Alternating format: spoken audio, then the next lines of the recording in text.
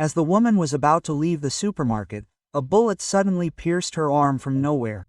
But there was no one there. She immediately hid under a rack. Then another bullet was fired which passed near her head. In panic, she saw the bullet hole on the glass which showed that the attack was happening from outside and she was still the target. Quickly she took shelter under the shelf on the other side. She tore her clothes and tied them on the wound. Then she called out loudly to her boyfriend, but he was in the car outside and could not hear anything due to the loud music. Then the woman's eyes fell on her phone lying on the ground. If she had picked it up, she could have called the police. She slowly bent down and tried to reach the phone by crawling, but as soon as she extended her hand, the phone shattered in a jolt. The gunman was sensing her every move and was already prepared. She crouched down in fear. Then suddenly a man's voice came. She looked around in shock and found that a voice was coming from the intercom on the counter. Someone was calling the supermarket staff. If she could reach the intercom, she could inform the police. Immediately she threw a large packet of chips in the air to divert the attention of the gunman. Not once but twice. As he was reloading, she quickly ran towards the counter and put her hand on the intercom. She told the person on the other side that the staff had been killed and she was trapped. She was asking for help when her boyfriend entered the supermarket. Unaware of the situation inside,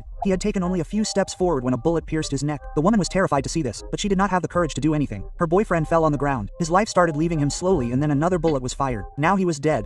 Seeing this, the woman started crying loudly. After some time, she composed herself and asked for help again on the intercom. The person on the other side assured her that the police would arrive in 15 minutes. But when she told him about her boyfriend, the man on the other side suddenly laughed. He was none other than the same shooter. He was just playing around and swinging her between hope and fear. But then the woman saw an electric switch on the wall. She quickly reached there, pulling the rack like a shield and switched off the light. Now the entire supermarket was engulfed in darkness which gave her some protection. She picked up a bottle of glue. She poured it on the wound and stuck it by pressing it with her hand. Then she tied a mirror to an iron rod and started looking for the killer's location. But there was no movement there. Just then a car came and a man came inside. He looked like someone familiar with the store staff. The woman told him that the staff was dead and the shooter was still around. Then she asked if he had a phone, but he said that the phone was left in the car. When he saw the staff's dead body, he started crying. The woman found it strange. Why did the shooter leave him alive? Was he the same killer? With doubt, the woman picked up a hammer, but the man clarified that he was just a relative of the staff. If so, go to the car, get your phone and call the police. The man walked slowly towards the car, bent over. Everything seemed normal. He extended his hand towards the phone, but then